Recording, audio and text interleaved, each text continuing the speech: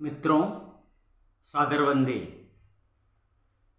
मैं अपने शिक्षा रूपी जीवन यात्रा के कुछ अनुभव आपको शेयर करना चाहता हूँ। मैं पिछले 42 सालों से शिक्षा से जुड़ा हुआ हूँ। शिक्षा अधिकारी के रूप में सेवानिवृत्त हुआ हूँ और ग्रामीण में ही मेरा पदस्थापन रहा है। ग्रामीण क्षेत्रों को, बालकों को अच्छी तरह से मैंने पहचाना, जाना और उनके संपर्क में रहा। आपको कैसे तैयारी करनी है? कंपटीशन एग्ज़ाम का ज़माना है, प्रतिस्पर्धा दिनों दिन बढ़ रही है। प्रतिस्पर्धा ऐसी है कि एक अनार 100 बीमार। जनवरी के महीने में रीट का मेन एग्ज़ाम होने वाला है। आपको रीट की तैयारियां बहुत सावधानी से करनी है। L1, L2 दो भाग हैं। रीट की तैयारी करने से पहले मानसिक रूप से आपको तैयार हो जाना है कि मुझे तैयारी कैसे करनी है। सबसे पहले आप अपना डिटर्मिनेशन कर लो, दृढ़ निश्चय कर लो कि मुझे ये काम करना ही है। और महीने अब 4 या 5 ही बचे हैं, ज़्यादा टाइम नहीं है हमारे पास। 100-150 दिन है, उसमें हम सब कुछ कर सकते हैं। आवश्यकता का पूर्ण रूप से समर्पित हो जाएं इस काम को करने के लिए कि मुझे करना ही है। सबसे पहले आप रीट का सिलेबस नोट कर लें। रीट के सिलेबस को ध्यान से एक एक टॉपिक को टिक करते जाओ और उसकी स्टडी करते जाओ। उसका कंसेप्ट क्लियर करो। कंसेप्ट करने के बाद सारे टॉपिक को आपको कवर करना है। कोई टॉपिक आपको समझ में नहीं आए तो बार बार पढ़ना है। आपको मैप्स के माध्यम से पढ़ना है। आपको कोरिलेशन, सहसंबंध स्थापित करना है। ग्रुप डिस्कशन करना है। ऐसे मित्रों के साथ रहना है जो रीट की तैयारी कर रहे हैं, क्योंकि उनके पास सकारात्मक दृष्टिकोण होगा। आप मोटिवेट हो जाएंगे और आप भी पढ़ने के लिए उत्सुक हो जाएंगे। सामने टारगेट है, बुक्स आपके पास हैं, जीवन आपका आपके सामने है। केवल 150 दिन में आपके अगले 50 साल बहुत अच्छे हो जाएंगे। सिलेक्शन कोई मुश्किल नहीं है। No battle is lost until it is won. कोई युद्ध हारा हुआ नहीं है जब तक कि हम जीत नहीं जाते हैं। पुस्तकों का चयन ध्यान से करिए। पुस्तकों को छोटे छोटे स्टेप में अध्ययन करिए। जो बुक्स आपने परचेज कर ली है उसमें आप बदलने का प्रयास मत करो। जो पढ़ लिया है टॉपिक, जिससे पढ़ रहे हो, उसी टॉपिक को आपको बार बार पढ़ना है। ये बुक अच्छी है, वो बुक्स अच्छी हैं, या उनके चक्कर में नहीं पढ़ना। हमें जो बुक्स हैं उनको ले ली, वो ले ली। लेटेस्ट जो क्रोनोलॉजी आती है उसको देखते रहना है। डेली न्यूज़पेपर देखना है।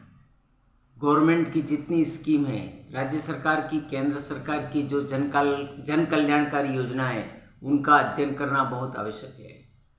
जो दिन प्रतिदिन घटनाएं हो रही हैं, चाहे देश में हो, विदेश में हो, धरती पर हो, अंतरिक्ष में हो, जहाँ पर भी घटना होती हैं उनके बारे में आपको अवेयर होना है। और वो घटनाएं आपको प्रतिदिन नोट करनी है। जब तक नोट नहीं करोगे तो याद नहीं रहेगा। लिखने का अभ्यास करना है। इसके पश्चात आपको पुराने पेपर खरीदने हैं। सोल्ड पेपर खरीदने। सोल्ड पेपर से ही आपको उत्तर जल्दी याद हो जाएगा। कोई प्रश्न लिया तो उसके 4 प्रश्न तैयार करो। जैसे उदाहरण बताऊं मैं, राजस्थान की राजधानी कहाँ है? आपने बताया जयपुर। अब जयपुर है तो जयपुर कहाँ स्थित है? जयपुर क्यों प्रसिद्ध है? जयपुर की स्थापना कब हुई? किसने की? उससे रिलेटेड जो भी प्रश्न है आपको बनाना है। नक्शे पढ़ने हैं तो नक्शे में नदियाँ देखोगे, प्राकृतिक दृश्य देखोगे और जो भी भूभाग है वो सारे देखने को मिलेंगे। उससे आपको याद जल्दी रह जाएगा। आपका सीटिंग अरेंजमेंट बिल्कुल एक कमरे में रखो, व्यवस्थित वहाँ पर पढ़ो। प्रतिदिन का नियम बना लो कि मुझे इतने घंटे पढ़ना ही है। इसके पश्चात पुराने पेपर देख लो। नेगेटिव मार्किंग है, मेन एग्जाम जो रीट का होने जा रहा है जनवरी में, वो नेगेटिव मार्किंग वाला है। नेगेटिव मार्किंग में तुक्के नहीं चलते हैं। कहीं एक दो तुक्के चल गए तो चल गए, तुक्के नहीं चलाने बिल्कुल। क्यों कि नेगेटिव मार्किंग में आप जितना प्राप्त करो, स्कोर करोगे, उससे ज़्यादा लॉस हो जाएगा। तो अच्छा है कि हमें वही प्रश्न अटेम्प्ट करने हैं जिसमें हम श्योर हों। जिसमें हम श्योर हैं वही प्रश्न को अटेम्प्ट करके हमें करने हैं। नहीं आते हैं तो जो आ रहे हैं उनको पहले करो। आप एक प्रश्न दो प्रश्न देखे घबरा गए, ऐसा नहीं है। हिंदी में आ गए तो पहले हिंदी का करो, इंग्लिश आ जाए तो वो जीके आ जाए, साइंस आ जाए, जो भी प्रश्न आते जाए, रीजनिंग आ जाए, जो भी प्रश्न आते जाए उनके उत्तर पहले करो, बाकी प्रश्न छोड़ दो। OMR शीट को बहुत ध्यान से भरना है। OMR शीट को बहुत ध्यान से भरना है। क्यों कि OMR शीट में आप 9 नंबर का क्वेश्चन उत्तर लिख रहे हो, आप 10 के नीचे गोला भर दिया तो गलत हो जाएगा सारे। इसलिए आपके पास इतना टाइम नहीं, क्योंकि पेन से हम गोले भर रहे हैं, ब्लू या ब्लैक पेन से, तो वापस उनको हम रिमूव नहीं कर सकेंगे। खास बात यह है कि आप इसके बारे में नेगेटिव एटीट्यूड मत रखो कि सरकार ने जो पदों का या विज्ञप्तियों का जखीरा खोला वो हमारे लिए बहुत अच्छी बात है, हम उनका लाभ लें। सभी परीक्षाओं की तैयारी एक ही है, चाहे IAS करो, चाहे RS करो, चाहे कुछ भी करो। और रीट के बारे में ये भ्रांतियां हैं कि कठिन पेपर आता, कोई कठिन नहीं है, बहुत सरल है, बहुत ईजी है। आप पढ़ते जाओ, प्रतिदिन आपको पढ़ना है, एक भी दिन मिस नहीं होना है। पुराने पेपर देख लो। इसके अलावा पुराने पेपर से आपको समझ में नहीं है तो 6ठी 7वीं 8वीं की बुक्स देख लो सारी, उसमें बिल्कुल NCERT की बुक्स है, CBSE की बुक्स है, 9th में राजस्थान का है, 11th में है। ये चीज़ें आप देख लो और आप डिस्कस करो दिन भर अपने साथियों के साथ। फिर वीकली आप टेस्ट लो, खुद लो। अगर आपकी कंपनी नहीं है तो टेस्ट योरसेल्फ। आप घर पे बैठे ही आज मैंने क्या पढ़ा, क्या क्या प्रश्न याद किए, you must note down in your notebook, then you will feel I have something doing well. Otherwise you will not be able to get success. Written test is must. You have to improve the practice of writing. Writing की practice तो improve करनी है, क्योंकि हमें याद रखना है। आज पढ़ लिया, 1 महीने तक हमने उसको रिवाइज नहीं किया तो फिर याद नहीं रहेगा।